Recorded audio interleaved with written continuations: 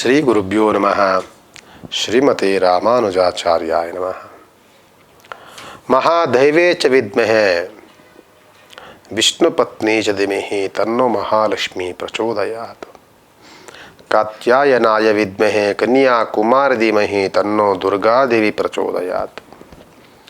ವೀಕ್ಷಕ ಸ್ನೇಹಿತರಲ್ಲಿ ಪ್ರಾತಃ ಕಾಲದ ನಮಸ್ಕಾರಗಳನ್ನು ಮಾಡ್ತಾ ನೋಡಿ, ಈ ದಿನ ಮಂಗಳವಾರದ ಶುಭ ದಿನ, 16ನೇ ತಾರೀಕು ಅಷ್ಟಮಿ ಜೊತೆಯಲ್ಲಿ ನಿಮಗೆ ಈ ದಿನ ಪುಷ್ಯ ನಕ್ಷತ್ರ ಇರುತ್ತೆ. ಅಷ್ಟಮಿ ತಿಥಿ ಮಂಗಳವಾರ ಇರೋದ್ರಿಂದ ಯಾವ ಶುಭ ಕಾರ್ಯಗಳಿಗೂ ಅನುಕೂಲಕರವಾಗುವುದಿಲ್ಲ. ವಿಶೇಷವಾಗಿ ಈ ದಿನ ಯಾವ ಯಾವ ರಾಶಿಯವರಿಗೆ ಏನೇನು ಫಲ ಸಿಗುತ್ತೆ ಎನ್ನುವಂತಹ ವಾತಾವರಣ ನೋಡುವಂತಹ ಶುಭ ದಿನ. ಈ ದಿನ ಮೇಷರಾಶಿಯವರು ಯಾಕೋ ಸ್ವಲ್ಪ ಬೇಸರದಲ್ಲಿರ್ತೀರಿ. ಎಲ್ಲ ಕೆಲಸ ಕಾರ್ಯಗಳು ಹಿನ್ನಡೆಗೆ ಬರುತ್ತೆ. ಏನನ್ನು ಮಾಡೋಕ್ಕೋದ್ರೂ ಒಂದಲ್ಲ ಒಂದು ಎಡವಟ್ಟುಗಳಾಗತ್ತೆ. ಜೊತೆಯಲ್ಲಿ ಮನಸ್ತಾಪಗಳು, ದುಂದು ವೆಚ್ಚಗಳು, ಖರ್ಚು ವೆಚ್ಚಗಳು ಜಾಸ್ತಿ ಆಗುತ್ತೆ. ಸ್ವಲ್ಪ ಜಾಗ್ರತೆಯನ್ನು ವಹಿಸಿ ತಾಳ್ಮೆಯಿಂದ ವರ್ತನೆಯನ್ನು ಮಾಡಿ. ನಂತರದಲ್ಲಿ ವೃಷಭ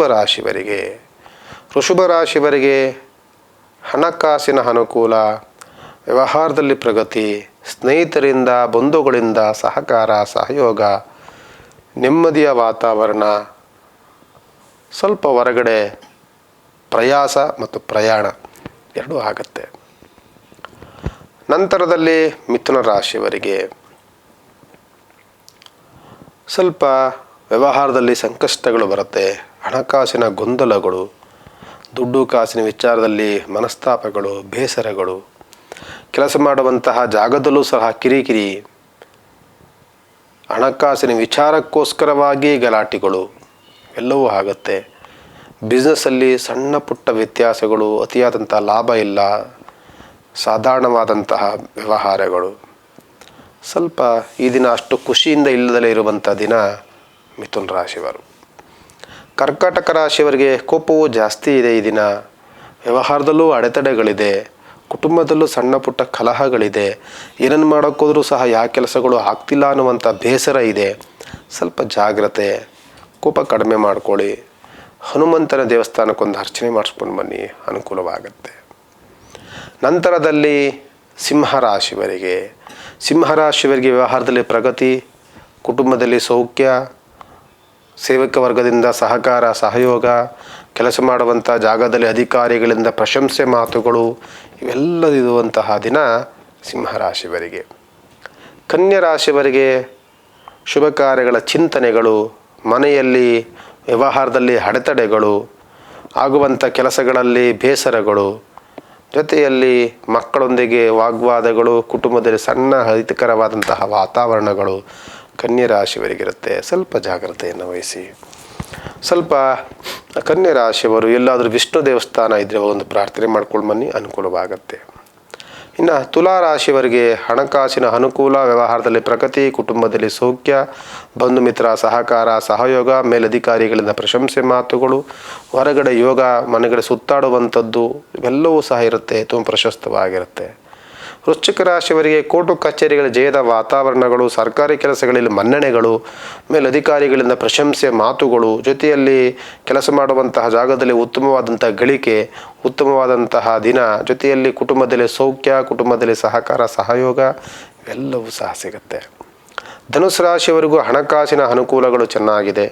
ಬ್ಯಾಂಕಿನ ವ್ಯವಹಾರಗಳಲ್ಲಿ ಪ್ರಗತಿಗೆ ಬರುತ್ತೆ. ಜೊತೆಯಲ್ಲಿ ಲೇವಾದೇವಿ ವ್ಯವಹಾರದಲ್ಲಿ ಉತ್ತಮವಾದಂಥ ಗಳಿಕೆ ಇರುತ್ತೆ. ಭೂಮಿ ವಿಚಾರದಲ್ಲಿ, ಮನೆಯ ವಿಚಾರದಲ್ಲಿ ತುಂಬ ಆಸಕ್ತರಾಗಿರ್ತೀರಿ, ಅದರಿಂದ ಲಾಭದಾಯಕವಾಗುತ್ತೆ. ಎಷ್ಟೋ ದಿನಗಳಿಂದ ಆಗಬೇಕನ್ನೋ ವ್ಯವಹಾರಗಳ ಇವತ್ತಿಗೆ ಮಾತುಕತೆಗಳಿಗೆ ಬರುತ್ತೆ. ಅದರಿಂದ ಸ್ವಲ್ಪ ಏನಾದರೂ ನಿಮಗೆ ಸ್ವಲ್ಪ ರೀತಿಯಾದಂಥ ಮಾರ್ಗದರ್ಶನ ಸಿಗುತ್ತೆ. ಜೊತೆಯಲ್ಲಿ ಉತ್ತಮವಾದಂಥ ಬೆಳವಣಿಗೆ ಅಂತೂ ಖಂಡಿತವಾಗಿ ದಿನ ನಿಮ್ಮದಾಗಿರುತ್ತೆ. ಮತ್ತು ಕುಂಭರಾಶಿಯವರೆಗೂ ಸಹ ಕೋಪವು ಕಡಿಮೆ ಆಗಿದೆ. ಮನೆಯಲ್ಲಿ ಶುಭ ಕಾರ್ಯಗಳ ಚಿಂತನೆ, ಶುಭವಾದಂತಹ ವಿಚಾರಗಳು, ಶುಭ ಯೋಚನೆಗಳು, ಹೊಸ ಕೆಲಸಗಳ ಬಗ್ಗೆ ಚಿಂತನೆಗಳು, ಹೂಡಿಕೆಗಳು, ಜೊತೆಯಲ್ಲಿ ವೈವಾಹಿಕ ಜೀವನ ಭಾಳ ಚೆನ್ನಾಗಿರುತ್ತೆ. ತಂದೆ ಮಕ್ಕಳಲ್ಲಿ, ಗಂಡ ಹೆಂಡತಿಯಲ್ಲಿ ಒಂದು ಪ್ರೀತಿ ವಾತ್ಸಲ್ಯ ಇವೆಲ್ಲವೂ ಚೆನ್ನಾಗಿರುತ್ತೆ. ಕಷ್ಟದ ಬಗ್ಗೆ, ಸಂಕಷ್ಟದ ಬಗ್ಗೆ, ಮುಂದಿನ ದಿನಗಳ ಬಗ್ಗೆ ಚಿಂತನೆ ಮಾಡ್ತೀರಿ, ಆಲೋಚನೆಗಳನ್ನು ಮಾಡ್ತೀರಿ. ಮುಂದಿನ ದಿನಗಳಲ್ಲಿ ಅನುಕೂಲವಾಗುತ್ತೆ.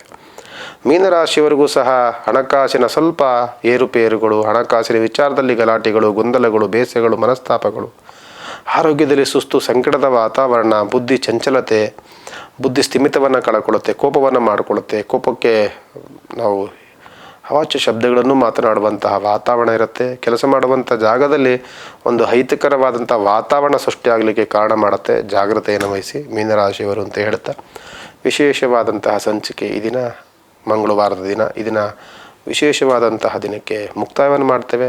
ನಾಳೆಯ ದಿನ ಬುಧವಾರ, ನಾಳೆ ದಿನ ಏನು ಅಂತ ಗೊತ್ತಲ್ಲ ನಮಗೆ, ಶ್ರೀರಾಮನವಮಿ ಇರುತ್ತೆ. ನವಮಿ ದಿನ ವಿಶೇಷವಾಗಿರುವಂತಹ ದಿನ. ನಾಳೆ ಎಲ್ಲ ಕೆಲಸಗಳನ್ನ ಸುಸೂತ್ರವಾಗಿ ಮಾಡ್ಕೊಳ್ಬೋದು. ನಾವೆಲ್ಲರೂ ಸಹ ಬೆಳಗ್ಗೆನೇ ಎದ್ದು ರಾಮರ ಪ್ರಾರ್ಥನೆ ಮಾಡ್ಕೊಳ್ಳೋಣ. ನೀರು ಮಜ್ಜಿಗೆ, ಪಾನಕ, ಹೆಸುಬೇಳೆ ಇವೆಲ್ಲವೂ ಸಹ ರಾಮರಿಗೆ ಒಂದು ನೈವೇದ್ಯವನ್ನು ಮಾಡೋಣ. ನಿಮ್ಮ ಮನೆ ಹತ್ರ ಎಲ್ಲೇ ದೇವಸ್ಥಾನದಲ್ಲಿ, ಯಾವುದೇ ಜಾಗದಲ್ಲಿ ರಾಮರ ಒಂದು ಪ್ರಾರ್ಥನೆ, ಒಂದು ಏನಾದರೂ ಆರಾಧನೆ ಮಾಡ್ತಿದ್ರೆ ನಮ್ಮ ಕೈಲಾದಂಥ ಸೇವೆ ಮಾಡಿ ಅವರ ಕೃಪೆಗೆ ನಾವೆಲ್ಲರೂ ಸಹ ಪಾತ್ರರಾಗೋಣ. ನಾಳೆ ಭೇಟಿ ಮಾಡ್ತೀನಿ. ಮತ್ತೊಮ್ಮೆ ಈ ದಿನದ ಕಾರ್ಯಕ್ರಮಕ್ಕೆ ಮುಕ್ತಾಯವನ್ನು ಮಾಡ್ತೇವೆ.